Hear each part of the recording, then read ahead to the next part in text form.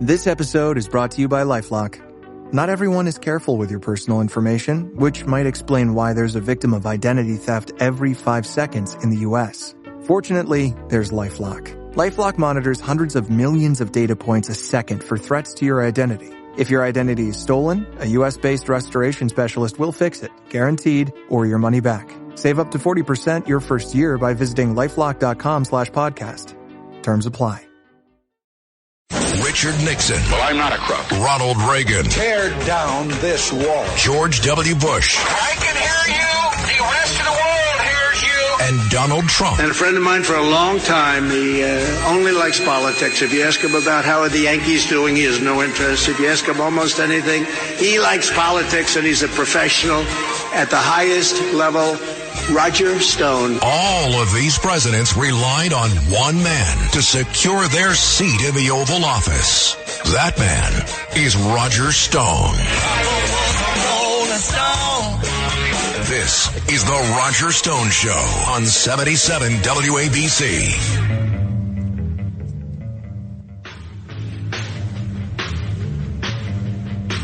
And welcome. I'm Roger Stone. And you are on The Roger Stone Show. We have an amazing show for you today. Joining us momentarily, General Michael Flynn, one of the greatest men I have ever known, a victim of the Mueller witch hunt, the Russian collusion delusion. And then later, she's headed to the Big Apple. Kari Lake joins us right here on The Roger Stone Show. So buckle your seatbelt. If you're listening to us, of course, you can find us at 770 on the AM dial, or you can listen to us at WABCRadio.com. And I strongly urge you to go get the WABC Radio app because the lineup here is beyond belief. Of course, you've got Sid Rosenberg in the morning, a must-hear. Larry Kudlow, my friend of 20 years, the quarterback of Donald Trump's turbocharging the U.S. economy, the queen of gossip, Cindy Adams. If you're a night owl, you want to check out Frank Morano on The Other Side of Midnight. Rita Crosby, somebody who knows her way around. The great Joe Piscopo on weekends, but you really don't want to miss the Cats Roundtable. Every day at 5 o'clock, Sunday mornings at 8, kind of sets the table for the whole day or the entire Sunday. Must hear the Cats Roundtable. So if you're listening now, please just take a minute to either text or call one of your friends and tell them to either go to 770 AM on the AM dial or to go to the WABCRadio.com app so they can hear this amazing show. I want to leave as much time for our guest as possible because, well, we have been inundated with texts and emails with suggested questions. General Michael Flynn and I became friends via text, but it was almost a year and a half before we actually met. You see, we were both standing trial in the same D.C. federal courthouse. We were both subjects of a witch hunt, a bogus Fugazi prosecution designed to destroy us. Really wasn't us they were after. It was President Donald J. Trump. Now that I have gotten to know him, I can honestly say that General Michael Flynn is one of the greatest Americans it has ever been my privilege to know. He is not only an outspoken American patriot, but he is a geopolitical genius. And I predict to you, without fear of contradiction, that General Michael Flynn's greatest days of public service, in my opinion, lie ahead. General Flynn, thank you so much for coming on the Roger Stone Show.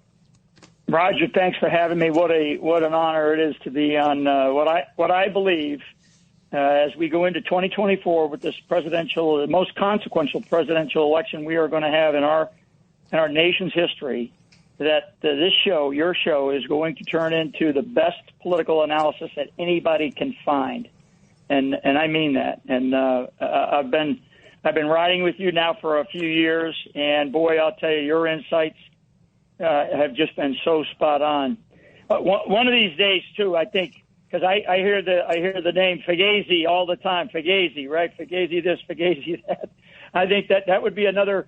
You probably ought to spend an hour show talking about Fugazi and who Fugazi is, what Fugazi means, and what does it mean for the country? Well, for New Yorkers, of course, it means phony. Exactly. There's a lot of argument about the origins of that word. You're right. We could do an entire show on it, but we've got more important things to talk about today. Now, politics is always about the future, never about the past, but it's important to kind of walk through, at least quickly, the horrific persecution of you and your family. I myself have experienced this, but I've talked enough on this show about that. Let me kind of start here. You were present on January 6, 2017, at the Trump Tower meeting with President-elect Donald Trump, when CIA Director John Brennan, NSA Director Clapper, and FBI Director Comey briefed Trump on the, quote, intelligence that Russia had interfered in the election by stealing Democratic Party emails. Did you find that briefing convincing?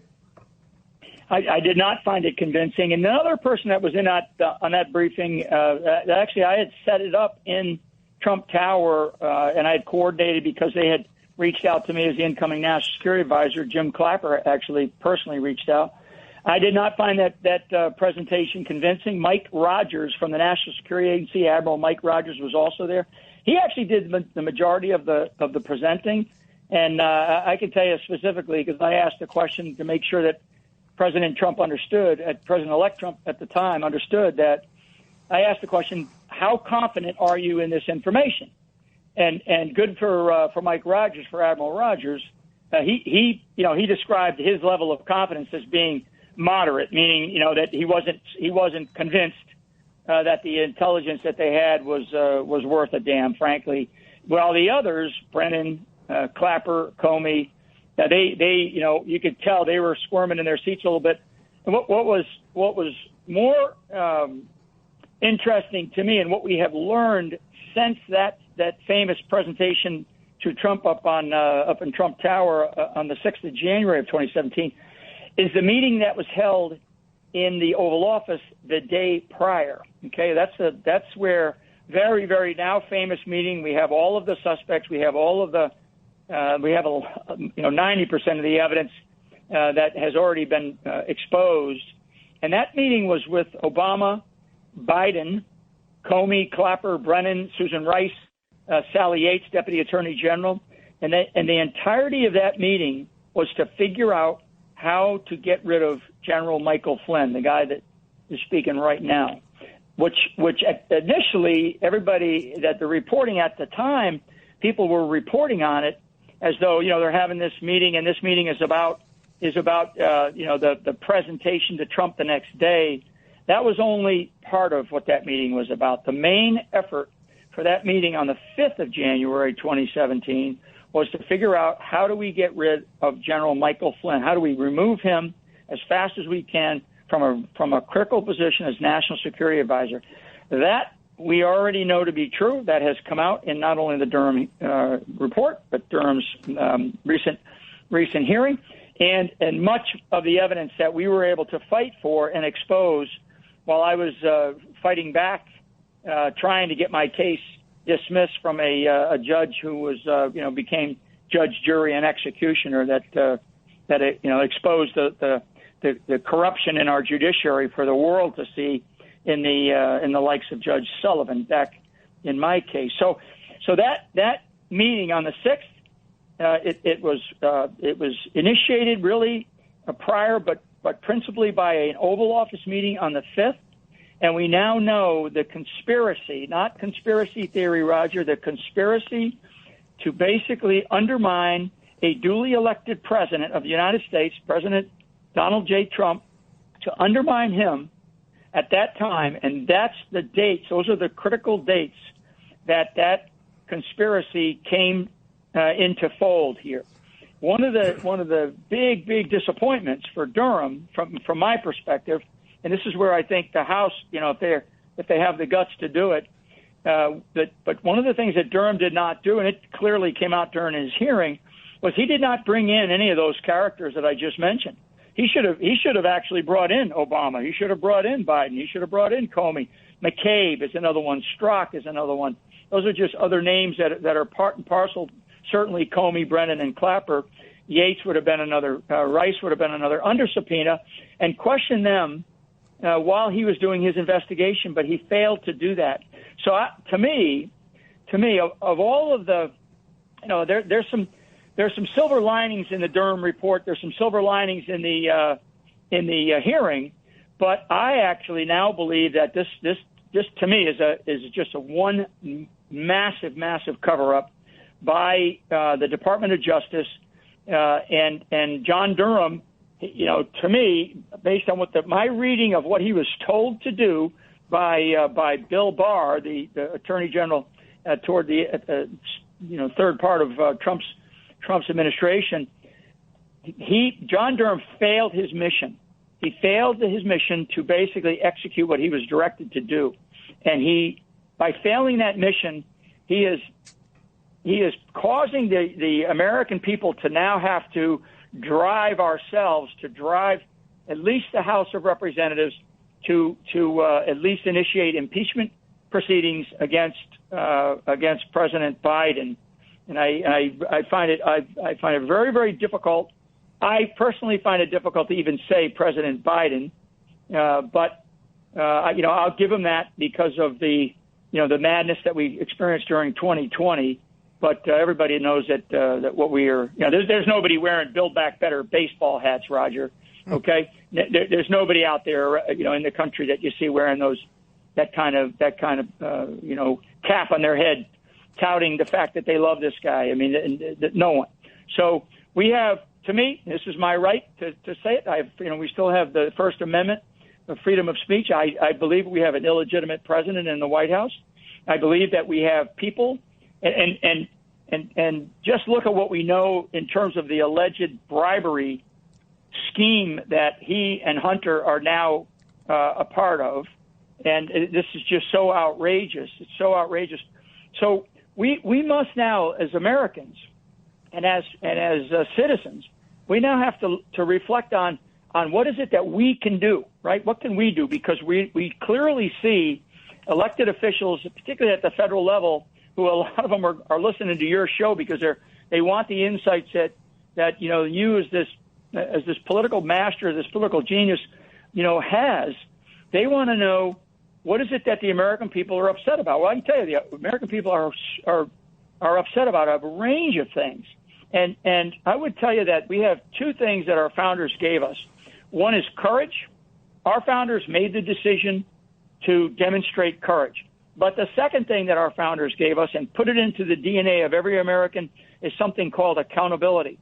And we must be held accountable. We hold ourselves accountable, and we have to hold those people who are elected officials accountable. And so now I'm pressing really on the House of Representatives because we still have a majority there.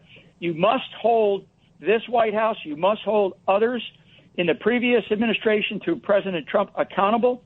These people, they joined together prior to Trump taking office in 2017. They joined together to collude, conspire, whatever the legal word is, to undermine a duly elected president of the United States. And that still goes on, the cascading effect of what they started. And one of the things that we learned from Durham was in July of 2016. Actually, I think the exact date is 3 August 2016, where Barack Obama was briefed on the fake intelligence, the fake information that was promulgated by the Hillary Clinton campaign, by Hillary Clinton herself. He was briefed then, and then they all carried it. They all basically carried the message that it was all about Trump for the next 5 years, 6 years. We are still feeling the pain, and of course, my friend Donald J. Trump, he is also feeling the pain. Him and his family. And that's one of the things that these people care less about. They care less about the families. They care less about my family. They care less about all the families that were affected by this. And the Trump family and President Trump, who's leading this nation in the polls right now, bar none, even on both sides of the aisle, they still attack him. And that's the cascade that began. For me now, the timing for this cascade coming against the American people started when Barack Obama was briefed on this fake report from the Hillary Clinton campaign by John Brennan in the White House, 3 August 2016. And the people that were in that office at that time were the same suspects that were there on the 5th of January of 2017. So we're dealing with all of that, and we're yet, because I really do want to take a few minutes to just jump into the sort of the geopolitical landscape globally, because we're being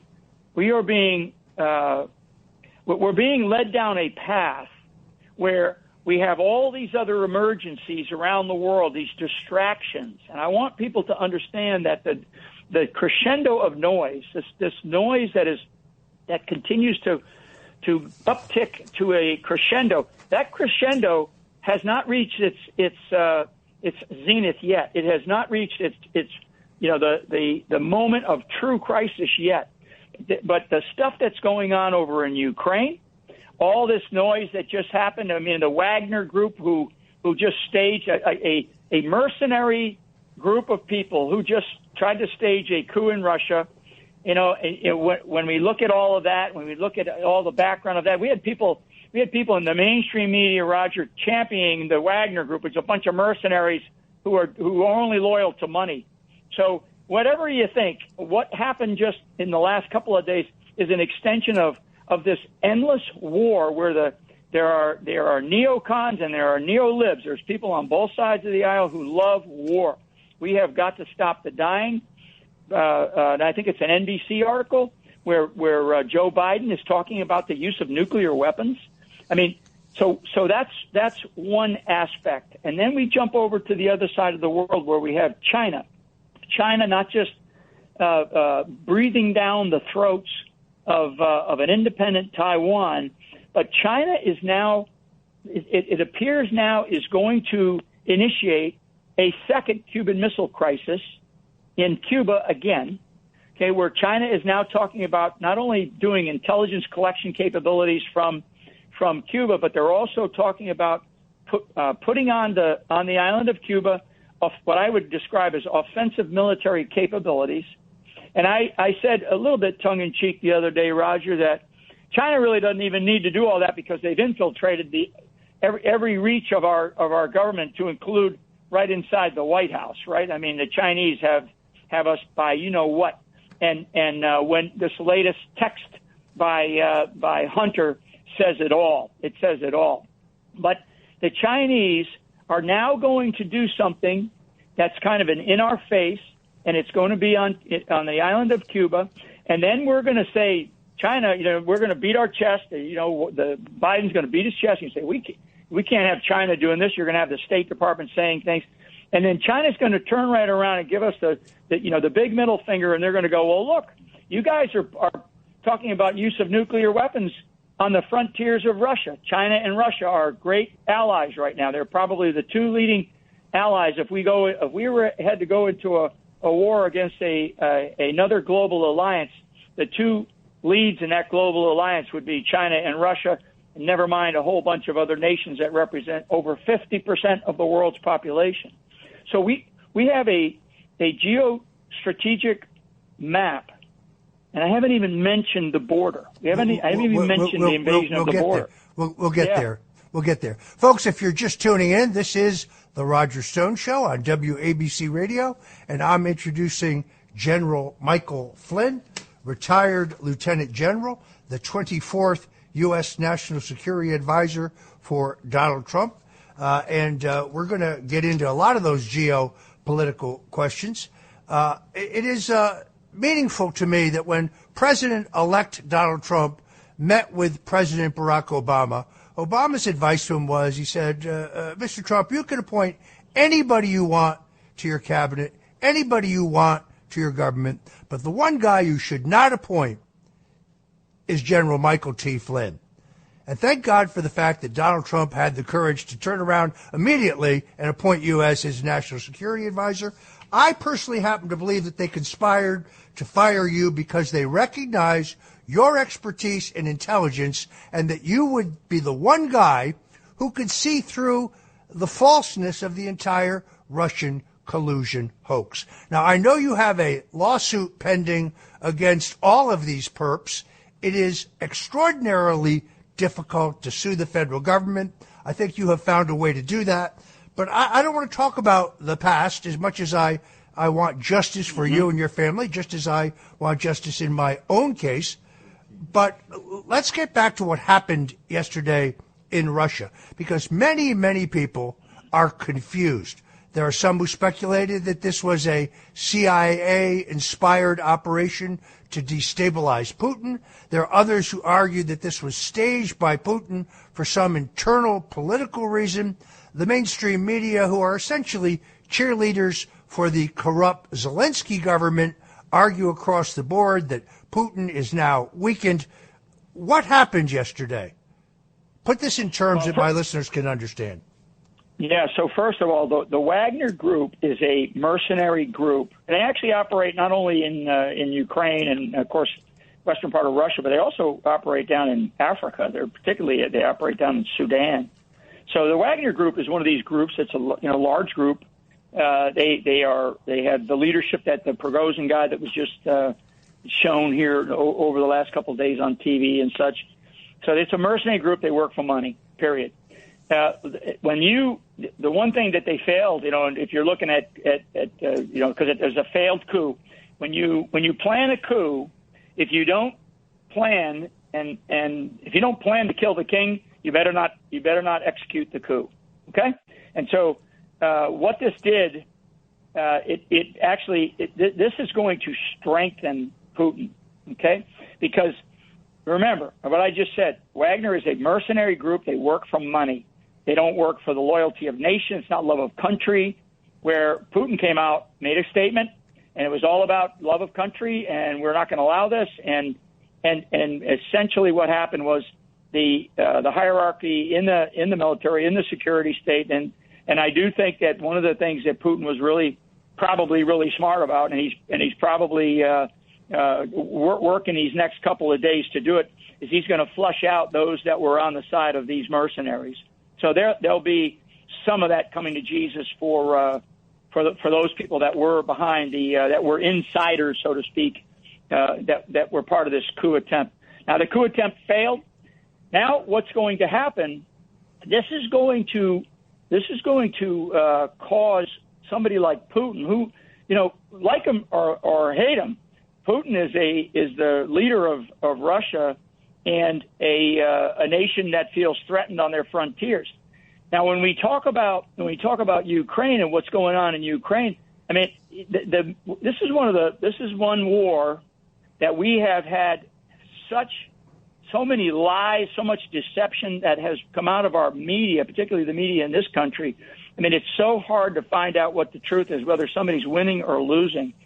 One of the things that's very clear is that the war in Ukraine is not going well.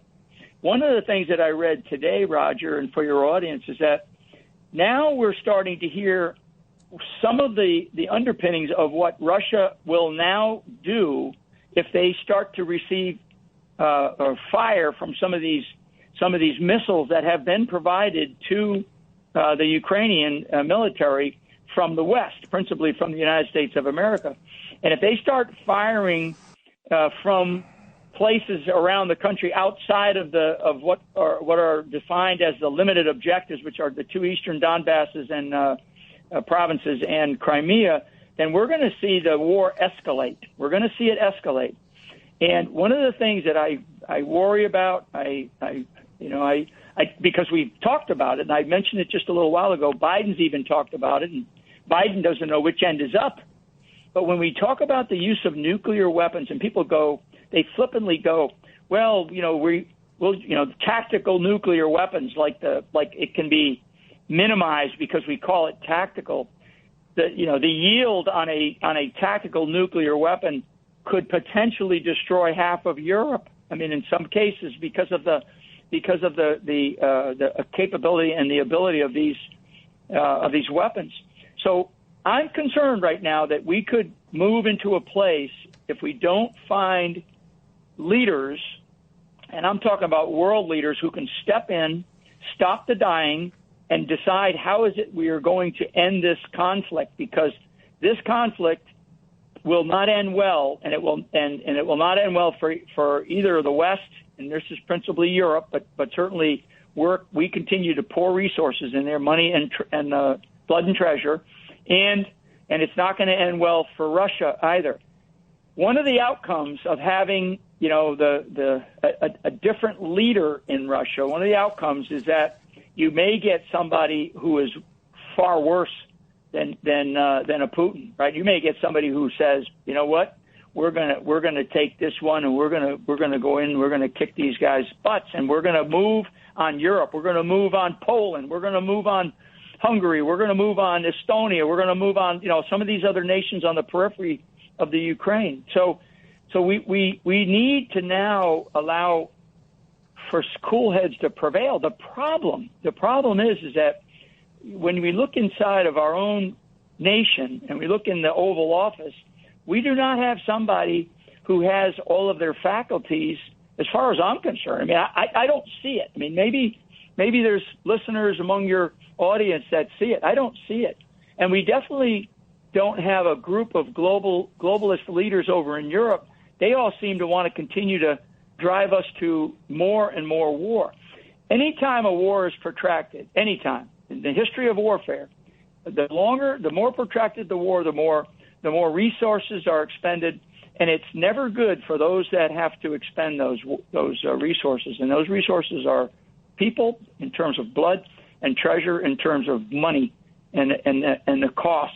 So this thing has to end. We've got to stop the dying. We've got to figure out how to get the right leadership at the negotiating table, because and I mentioned this briefly, and I'll get off my soapbox here on this. There is a global alliance forming against the United States of America. It started as an economic alliance, and it's under the BRICS nations: Brazil, Russia, India, China, and South Africa. And then there are at least I'm aware of another 6 to 10 nations that are looking to join this BRICS economic group of nations. And that global alliance, as it stands with just the BRICS nations, that's 47% of the global population. These other nations that are considering joining, and I believe the Saudis are one of them, and the Turks are another. There are a couple of others. France is even considering it. We're getting into the realm of about 70 to 75% of the world's population that is allied potentially, economically for sure, and definitely militarily, because China and Russia have a strong military relationship. Most people don't know that the the nation of India, has a very strong military relationship with Russia. Russia builds most of India's naval capabilities. So this is not a good place for the United States of America to be, and we are still recovering from 20 years of wars that we lost, okay? We retreated from Afghanistan. The war in Iraq has not gone well, and it's still semi-ongoing. We are still, fighting in Syria. So we're still in a place militarily where we have to recover, we have to rebuild, we have to re-strengthen our military, and our military knows, for those military listeners, our military knows that we've been struggling with recruiting, and we don't have the manpower in this country to stand up to a global alliance. If in fact we actually had to go to a world war type scenario, and last point for me is, I am not anti-war, Roger, and for your audience, but I am anti-stupid war. And when it comes to what we're facing, we are in a really stupid situation that is so easily recoverable, and but yet we don't have the right leaders running our country that can achieve that. Again, folks, if you're just tuning in, this is the Roger Stone Show. You're listening on WABC Radio. You can listen on WABCRadio.com. You can download the show later for your friends. You can find us at 770 on the AM dial. But I strongly urge you to go get the WABC Radio app so you don't miss any of this great program. Mic check. 1, 2. Are we recording? Hi, I'm Michelle Bernstein, an award-winning chef, restaurateur, and mom. I have a lot on my plate, including my psoriatic arthritis symptoms. That's why I was prescribed Cosentyx. It helps me move better. Cosentyx secukinumab is prescribed for people 2 years of age and older with active psoriatic arthritis. Don't use if you're allergic to Cosentyx. Before starting, get checked for tuberculosis. An increased risk of infections and lowered ability to fight them may occur, like tuberculosis or other serious bacterial, fungal, or viral infections. Some were fatal. Tell your doctor if you have an infection or symptoms like fevers, sweats, chills, muscle aches, or cough, had a vaccine or plan to, or if inflammatory bowel disease symptoms develop or worsen. Serious allergic reactions and severe eczema-like skin reactions may occur. Learn more at 1-844-COSENTYX or Cosentyx.com. Ask your rheumatologist about Cosentyx. We are interviewing General Michael Flynn, the 24th National Security Advisor, retired Lieutenant General, and my friend. General Flynn, you made reference to the credible stories about a Chinese spying station in Cuba. President Biden has had nothing whatsoever to say about this, nor has any of his representatives from the military. And you have opined that this is just the opening gambit for what could ultimately be weapons pointed at the United States grounded in Cuba. What do you think the appropriate response should be from the United States? Yeah, well, so first of all, to answer the direct question, the appropriate response should be, not on my watch. Okay, if I were the president of the United States, I would be calling Xi and I would tell him, look, Xi, not on my watch. Do not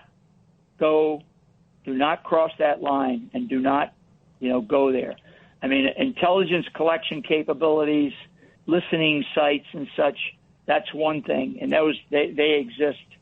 But when we start to talk about offensive military capabilities or the positioning of offensive naval platforms, like a naval ship, a naval submarine that has offensive capabilities.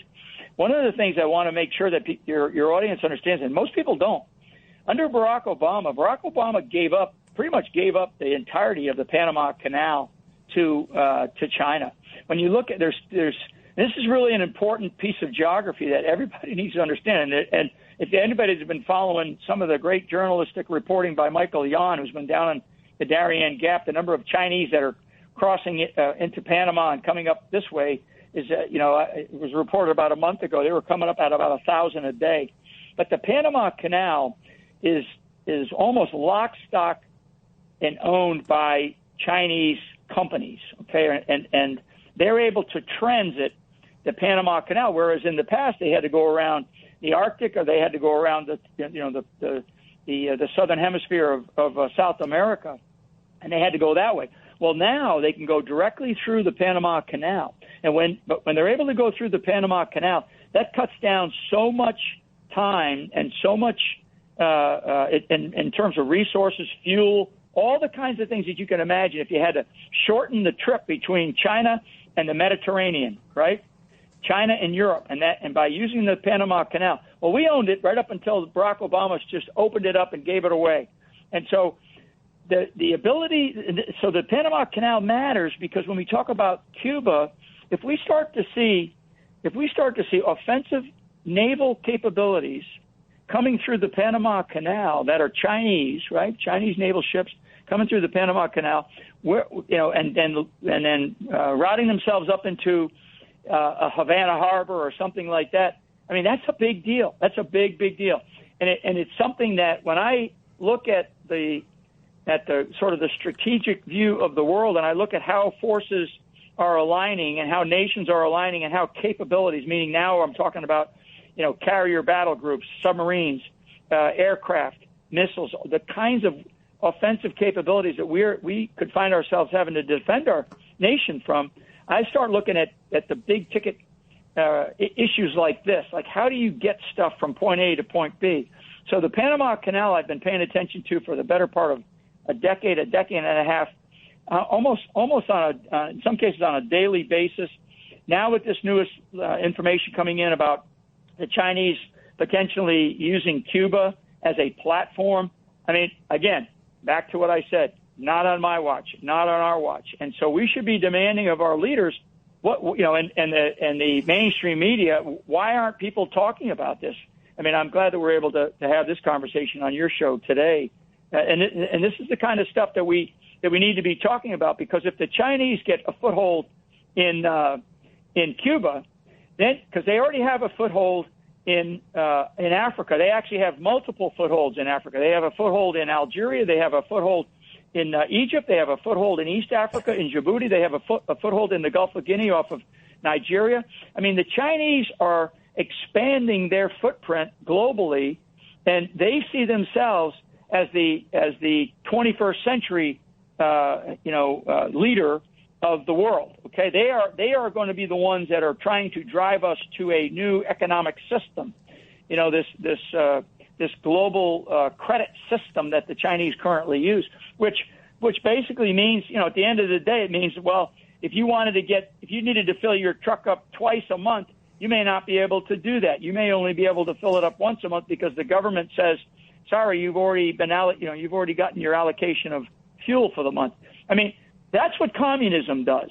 That's what these people in our country are.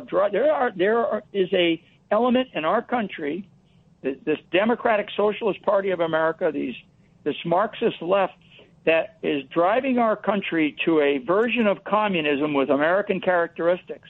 And we have to have people running our country that understand this. The bureaucrats that are in there right now, many of them are and I hate to use the phrase bought and paid for, because it's not totally true, but they are under this rubric of, particularly those in the federal government, they are, and when I say they, this infiltration has been going on in our government. This is one of the reasons why Barack Obama told Trump, don't hire this guy. And I'll get off my dime here, Roger.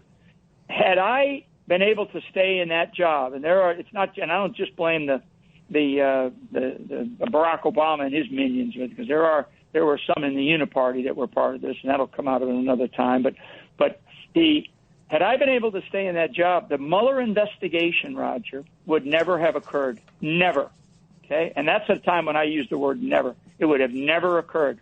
We would have not had the Mueller investigation. And I want your listeners, and you and I have had this conversation before, that I want your listeners to understand that. That shows you the egregiousness that Barack Obama perpetrated on the 5th of January, 2017, from his Oval Office, when they conspired and colluded, as far as I'm concerned, to basically undermine a duly elected president of the United States and get rid of one of his principal key staff members, you know, in the National Security Advisor of me, you know, where I had more than enough capability to serve in that job, having led one of the largest intelligence agencies in the world, and having risen to the top intelligence officer in the Department of Defense, and having served in some very, you know, under the director of the National Intelligence. So, you know, I'll speak for myself in my qualities and capabilities, and they knew it. They knew it. Talk about knowing where the bodies are buried. I know exactly where the money's at, and how it's spent, and how they do it, and frankly, how to break open some of these safes to get to this evidence, this classified stuff that's been classified for 20, 30, 40 years, and make sure that we expose who we are as a nation, and make sure that the people of our country now can feel a sense of ownership, because they have taken the ownership away from we the people, and they are pouring it into the federal bureaucracy, and that's not the way our Constitution nor our founders wanted it to be. Well, unfortunately, we have to leave it there. General Michael Flynn, truly one of the finest Christian gentlemen and patriots it has ever been my honor to know. A fighter, a warrior, a guy who could have retired and just gone quiet, but who was out there on the front lines every single day, blowing the whistle on what's happening in America, blowing the whistle on what's happening around the world. I want to thank you so much for joining us here on The Roger Stone Show. Yeah, God bless, Roger. God bless America, and thank you so much for all that you continue to do to fight for our country. Thank you. Folks, once again, this is WABC Radio. This is The Roger Stone Show. You can listen to us at 770 on the AM dial if you live in the greater tri-state area where I grew up, or you can go to the WABC Radio app to make sure you don't miss any of the dynamic programming here at WABC.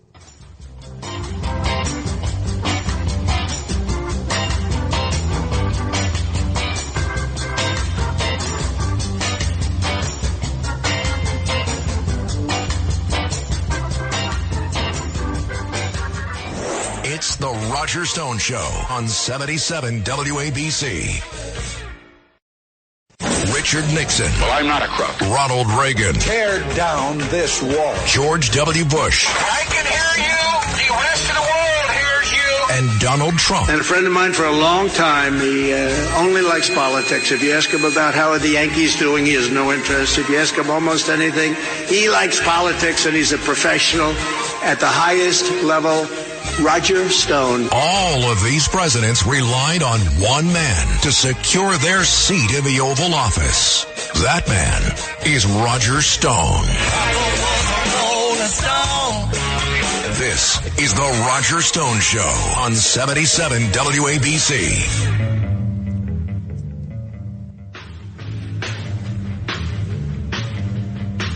And welcome.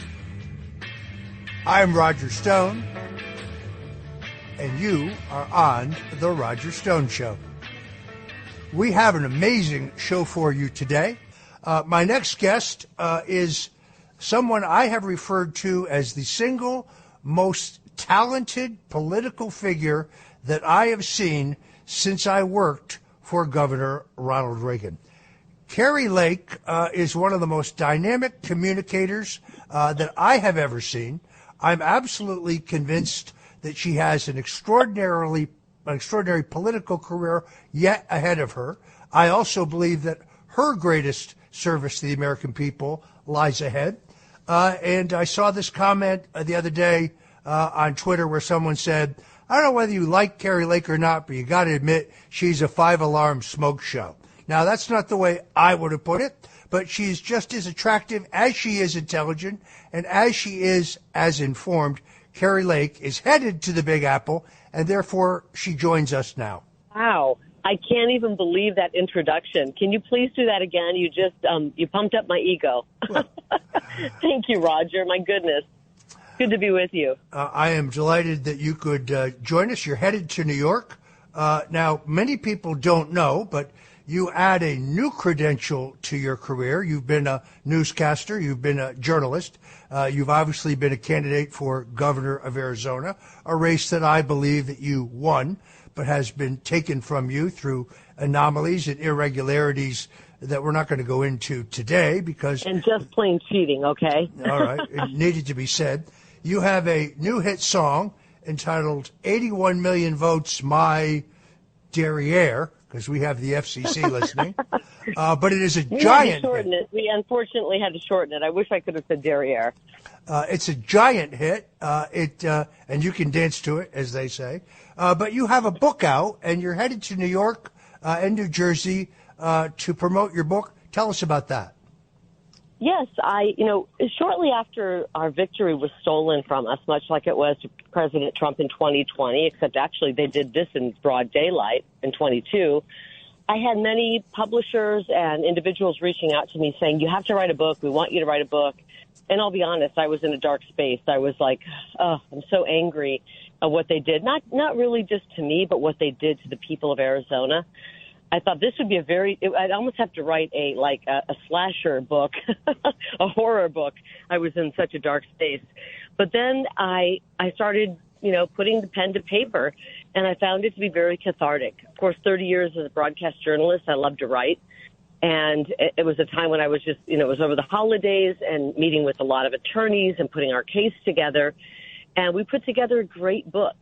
I didn't put this book together with any intention of running for office in the future. I put it together as a way to tell the story of an individual who jumped into politics as a citizen politician at the urging of my fellow citizens in Arizona. and how I went from being a girl who grew up in Iowa to a major news figure in Arizona into leading a political movement. And, at a time that's so consequential in politics, in American history, and human history. So it's a page turner. I didn't hold back because I had a bit of anger at that time with some of the people that did us wrong as individuals in Arizona. I did not hold any punches. I had many political people say, don't attack anyone, don't do this. And I said, you know what? If I'm going to write a book, I'm going to be truthful.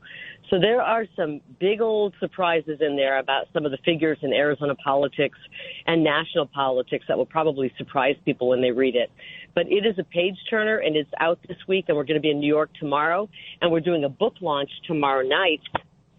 If any of your listeners want to come, it would be great. They can go to KerryLake.com and find out more about it. It's at Benny John's Steakhouse tomorrow night starting at 5:30 p.m., and I would love to have them there. That's very, very exciting, folks. I think you're going to want to check this book out. Kerry, what's the name of the book?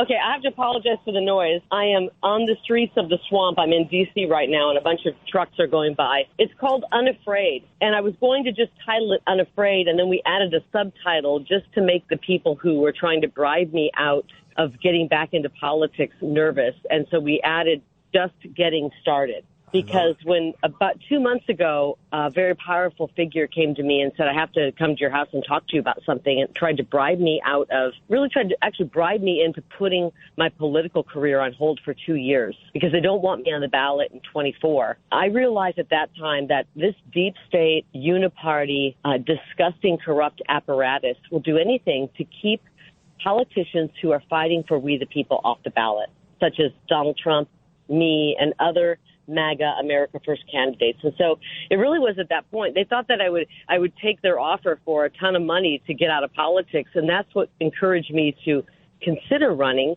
again. We're obviously fighting in the courts, Roger, and we're not going to stop fighting in the courts. But if these evil people who are trying to destroy our country want somebody like me out of politics, that makes me think I maybe should stay in. One of the things that I admire about you is your loyalty. President Donald Trump did everything he possibly could to help you in your campaign. Your message is his message. It is a message of putting America first, putting our families first, putting our Constitution and its freedoms first. You have remained a steadfast supporter of Donald Trump for 2024, while others in the party, by the way, the same people who weren't for him in 2016 and pretended to be for him in 2020, have sought to replace him. I really admire that probably more than anything else because loyalty matters. Loyalty is important. Loyalty is how you judge someone's character. And I think, I'd like to hear what you think, I think that Donald Trump is not only going to be renominated, but I actually think he is going to run the table. He is going to use a poker term, draw to an inside straight, and he is headed back to the White House where he can restore the rule of law and put America first yet again. What do you think? Oh, I mean, I don't know if anybody listening to you had a chance to hear his speech last night at the Faith and Freedom Conference, Ralph Reed's amazing event that he put on. It was the best speech I've heard him do.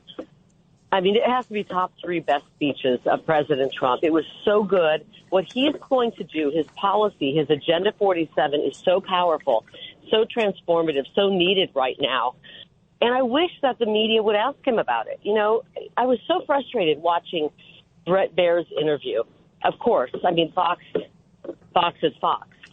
And they wanted to get him trapped in talking about 2020, and I'm glad he didn't shy away from it. 2020 was stolen.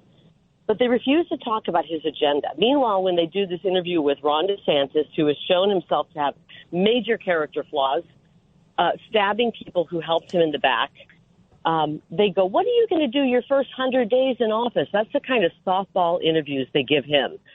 Whereas he doesn't even have policies. DeSantis doesn't, but Trump does.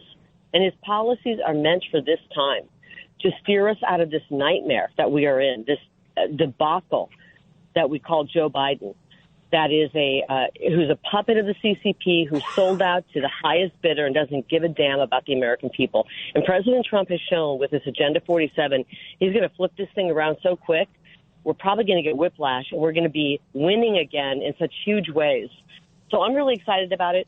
I'm loyal to him because I believe in what he stands for, America. I'm loyal to him not because I want a darn thing from him. And I've said that before. I ask for nothing. When I speak out for President Trump, I speak from the perspective of a mother who's extremely worried about her children's future. I mean, I had a great life. I made a fortune. I had a wonderful career that was very satisfying. I have 2 children, a husband I adore and love so much. I worry about my children. I worry about their future, even short-term future. We're heading towards a collapse of this country. And the only person who can pull us back from the brink is President Donald Trump. Truly the only person. It's none of these other cheap knockoffs. I mean, Ron DeSantis, whoever's giving that guy advice, should be run out of this country. He had a ability to become the 28th nominee, to walk into that spot, and he took the advice. I don't know if he was bribed or what. He took the advice of these, I hate to say it, rhino, anti-American, globalist establishment guys like Ryan, like Karl Rove, like Jeb Bush. We're done with that. America's not going back to that time, Roger. And Jeb Bush and George W. Bush and the Obamas, it's all part of one big deep state swamp. And that DeSantis hitched his wagon to that tells me he has zero common sense, zero understanding of America. And actually, I don't think he should ever be in the White House because of that. I could not agree more. I said this on Twitter this week. I took a little abuse for it. What will ultimately happen here is that Ron will bomb out as a presidential candidate. His wife, Casey DeSantis, will run for governor of Florida in 2026 because Ron DeSantis is term limited under Florida state law. And I believe that they are addicted to the money, the special interest money, and the power and the prestige. So mark it in your book. That is my prediction in terms of what happens. All right, we're going to have to end it there. Wait a minute. I don't think that they're going to be popular enough. I was just down there in Palm Beach. I did a quick poll of a huge sold-out crowd. I listed everybody running: Asa Hutchinson, Nikki Haley, Chris Christie. The loudest boos and hisses I got were for Ron DeSantis. This is the guy who was loved by Florida 6 months ago. They screamed, they called him a traitor. The people of Florida understand communism, and they see that he has hitched his wagon to the communist globalist agenda, and they won't have it. He's actually, I don't even think Casey can win. Well, look, I didn't say she was going to win. I only said she's going to run. I personally would like to see Congressman Byron Donalds run for governor. I think he'd be a spectacular governor. Just this past week, Ron DeSantis told one group that he would be tough on China, but told a group of his globalist donors that he would not reimpose the tariffs on China that brought this country billions of dollars under President Donald Trump. Kari Lake was nice enough to join us at the last minute. Folks, go to KariLake.com to get the details on where you can see her tomorrow, where you can get her book. She's promised us she's going to come back on the show one Sunday for a much longer interview. I really look forward to that. But if you have an opportunity to hear Kari Lake speak, folks, you do not want to miss this. Please go to KariLake.com and get all the details, because Kari Lake is a historic figure who is going to play a crucial role in saving this nation. Kari, thanks for joining us here on the Roger Stone Show. Thank you. God bless you and everybody out there listening. Thanks, Roger. This is, as I said, the Roger Stone Show. You're listening on WABC Radio. If you haven't already wrapped fish in it, there's a piece in today's New York Times by Nick Kristof, who tells us that the most important thing to take away from the Hunter Biden scandal is the way Hunter, his parents, Joe and Dr. Jill, have embraced him because of his drug addiction. So in other words, Joe Biden took multi-million-dollar bribes from Ukraine and China because his son was a drug addict, and that makes it all right. Please give me a break. How about the fact that Hunter has been able to evade the draconian drug laws that his father was the chief sponsor of in the U.S. Senate? The drug laws that have unfairly and disproportionately incarcerated hundreds of thousands of poor people and African Americans. Where's equal justice for them? It sadly does not exist. Folks, if you get a chance, my website, stonezone.com, has now been completely refurbished. We're very proud of it. We've completely revamped it by going to stonezone.com, which you can subscribe, costs you absolutely nothing. But there you can find my book, The Man Who Killed Kennedy, The Case Against LBJ. You can get your very own Roger Stone Did Nothing Wrong t-shirt. That is the t-shirt, of course, I was arrested in when 29 fully SWAT-clad FBI agents stormed my home at 6 o'clock in the morning, brandishing fully automatic M4 assault weapons to arrest me for the entirely fabricated crime of lying under oath to Congress regarding Russian collusion, which we now know definitively, based on John Durham's report, did not exist. Strictly an attempt to pressure me.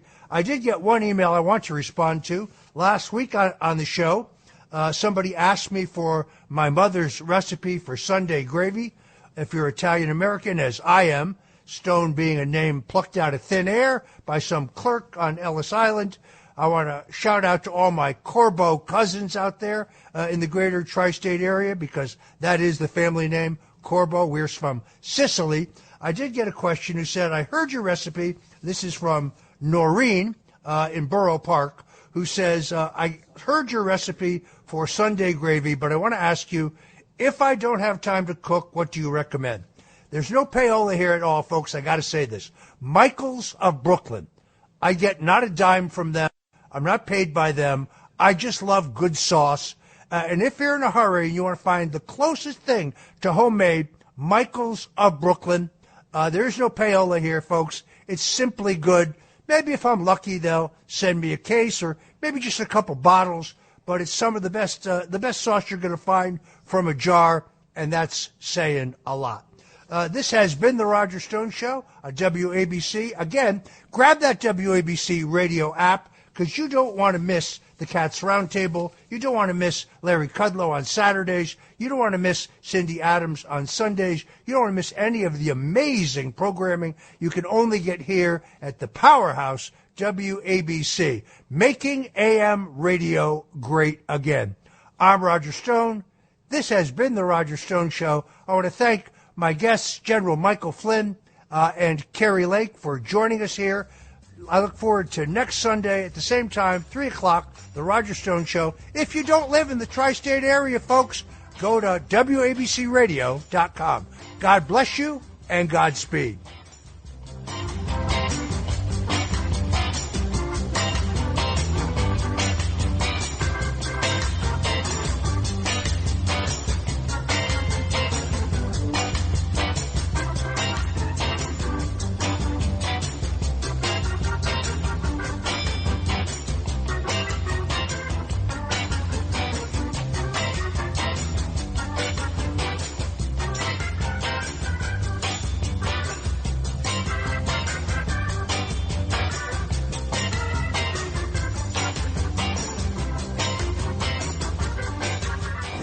It's the Roger Stone Show on 77 WABC.